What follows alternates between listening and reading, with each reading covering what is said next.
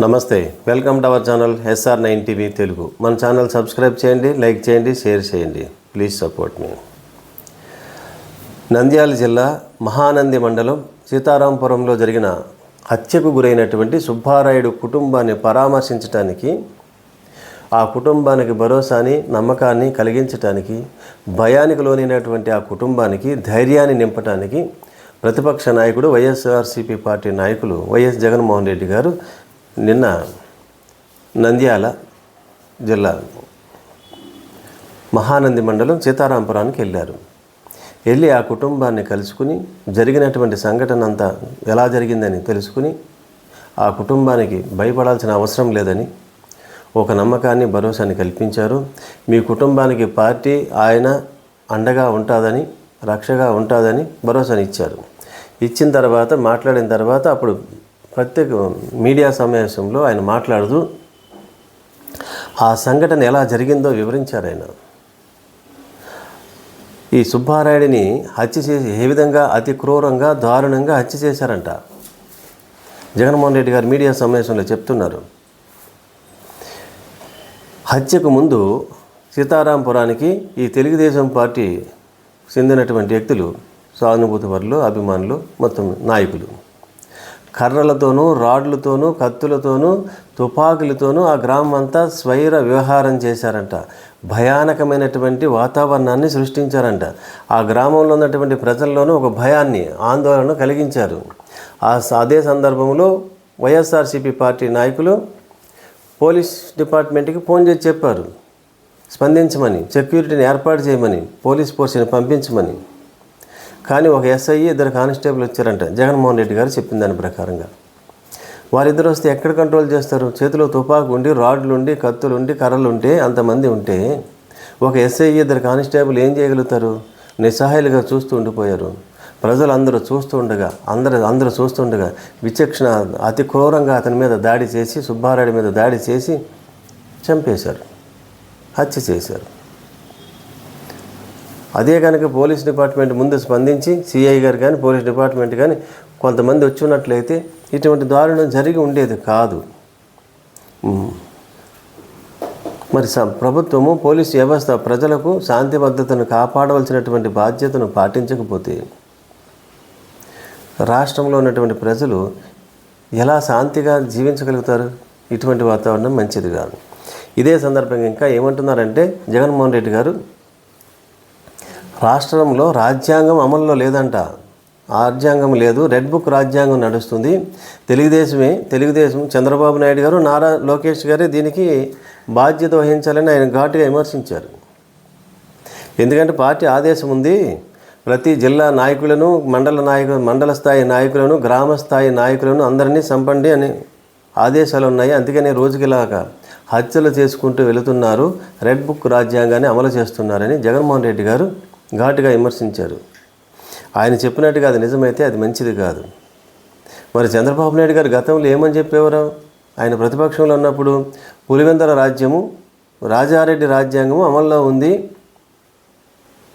అని మీరు విమర్శించారు. మరి మీరు అధికారంలోకి వచ్చిన తర్వాత అదే పందాన్ని కొనసాగిస్తున్నారు. అప్పుడు ఆయనకి మీకు ఏమి తేడా ఉందండి? ముఖ్యమంత్రి గారు చంద్రబాబు నాయుడు గారు, ఇది రాష్ట్రానికి మంచిది కాదు. పోలీస్ వ్యవస్థను పటిష్టపరచండి, వారికి సరైన ఆదేశాలు ఇవ్వండి. ఎక్కడ ఎటువంటి హత్యలు జరిగినా, హింసాయుత సంఘటనలు జరిగినా పరిస్థితులు దారుణంగా ఉంటాయని మిమ్మల్ని చట్ట ప్రకారంగా శిక్షిస్తామని హెచ్చరికలు జారీ చేయండి.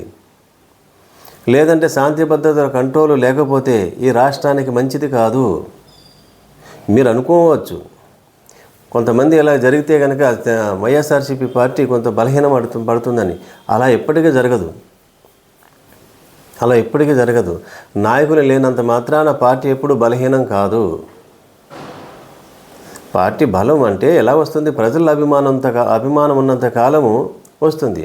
ఆయన వైఎస్ఆర్సీపీ పార్టీ ఒంటరిగా పోటీ చేసింది ధైర్యంగా. మీరు పవన్ కళ్యాణ్ సపోర్ట్, బీజేపీని సపోర్ట్, అందరిని సపోర్ట్ చేసుకుంటేనే కానీ మీకు విజయం రాలేదు. అంటే మీరు బలహీనంగా ఉన్నారు. మీరు బలహీనంగా ఉన్నారు కాబట్టి మీరు బలపడటానికి వైఎస్ఆర్సీపీ పార్టీ కార్యకర్తలు నాయకులను మీరు చంపుకుంటూ పోతే, హత్యలు చేసుకుంటూ పోతే వైఎస్ఆర్సీపీ పార్టీ మరింత బలపడుతుంది, ప్రజల్లో సానుభూతి మరింత పెరుగుతుంది. మీరు అనుకున్నట్టు జరగదది. మీరు ప్రజల్లో మీరు బలపడాలంటే, ప్రజల్లో మీరు మంచి ముఖ్యమంత్రిగా పేరు పొందాలంటే ఏం చేయాలి? జగన్మోహన్ రెడ్డి గారి కంటే మంచి పరిపాలన మీరు ప్రజలకు అందించాలి, చూపించాలి. మీ పరిపాలన మీ మార్కు రాజకీయ పరిపాలన చూపించాలి. అప్పుడు కదా మీకు ప్రజల్లో విశ్వాసం, నమ్మకం కలిగేది. మీరు ఇచ్చిన హామీలను అమలు చేయడానికి మీరు ఎప్పుడు ప్రయత్నం చేయటం లేదు. పైగా ఎక్కడ చూసినా అరాచకాలు, హత్యలు, రాజకీయ ఇవే కనిపిస్తున్నాయి. ఏ పేపర్ చూసినా, ఏ టీవీ చూసినా ఇదే వార్తలు ఉంటున్నాయి. మీకు అనుకూలమైన పత్రికలు మీడియా రాయకపోవచ్చు, అంత మాత్రాన నిజము, సత్యము ప్రజలకు తెలియకుండా పోదు. ఇటువంటి భయానకమైన వాతావరణం కనుక రాష్ట్రంలో ఉంటే పెట్టుబడులు ఎలాగొస్తాయి? మీరు సంపద సృష్టిస్తానన్న ఆ సంపద సృష్టి ఎలా సాధ్యమవుతుంది?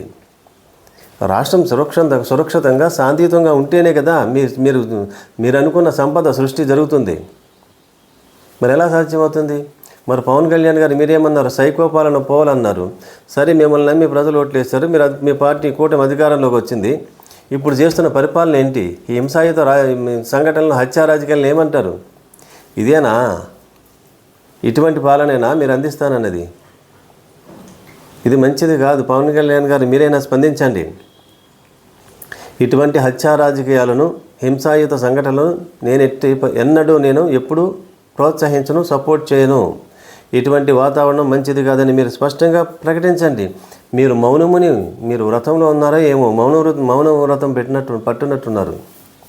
అప్పుడు ఆవేశంతో ఊగిపోయారు, తల ఎగరేసేవారు. మరి ఇప్పుడు ఏమైంది? ఆవేశం ఏమైంది?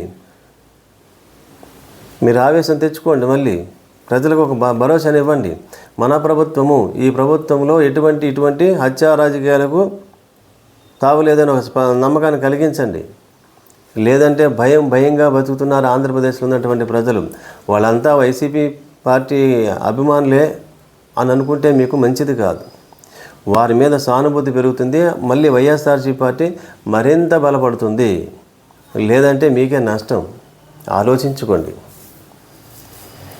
మరిన్ని వార్తా విశ్లేషణలతో SR9 టీవీ తెలుగు మన ఛానల్ సబ్స్క్రైబ్ చేయండి, లైక్ చేయండి, షేర్ చేయండి. Please support me.